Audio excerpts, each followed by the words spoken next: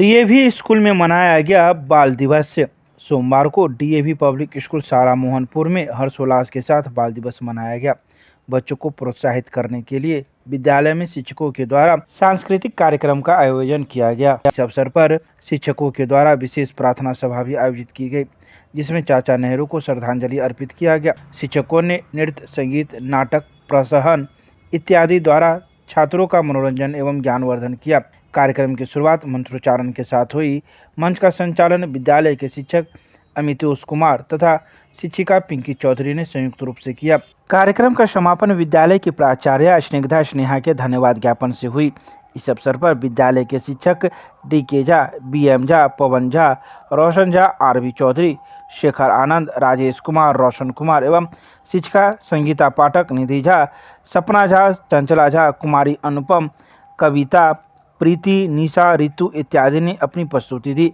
कार्यक्रम को तकनीकी सहयोग रविशंकर राजा एवं देव कुमार ने प्रदान किया। बाल दिवस चाचा नेहरू के जन्मदिन के उपलक्ष्य मनाया जाता है। ये दिन तो बच्चों का बहुत ही प्रिय दिन होता है और इसको बहुत ही उत्साहित ढंग से डीएवी पब्लिक स्कूल दरभंगा में मनाया गया। हमारी स्कूल 2 विंग में चलती है, प्राइमरी और सीनियर विंग में।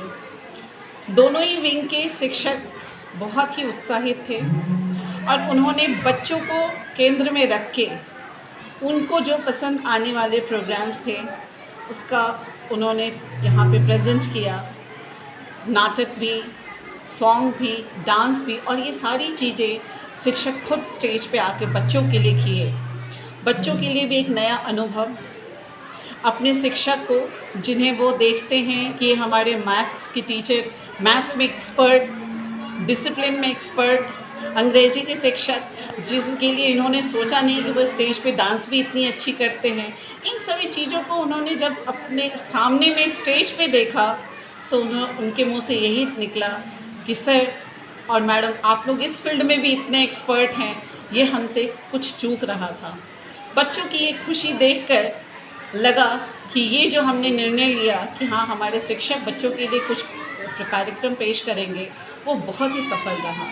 हमारे जूनियर बच्चे जब उनके सर और मैडम स्टेज पे परफॉर्मेंस दे रहे थे, बच्चे पीछे से खड़े होकर साथ दे रहे थे, गाना साथ गाया, डांस साथ किया और चाचा नेहरू के बारे में जाने, उनसे संबंधित क्विज़ रखा गया।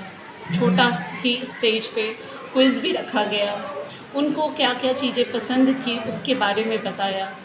उन्होंने जो पुस्तकें लिखी थी जिसमें अपने बारे में, अपनी जीवन की बहुत सारी कहानियों को भी दर्शाया, अपने एक्सपीरियंसेस को शेयर किया, उन सभी की भी चर्चा टीचर्स ने अपने कार्यक्रम के माध्यम से दिया।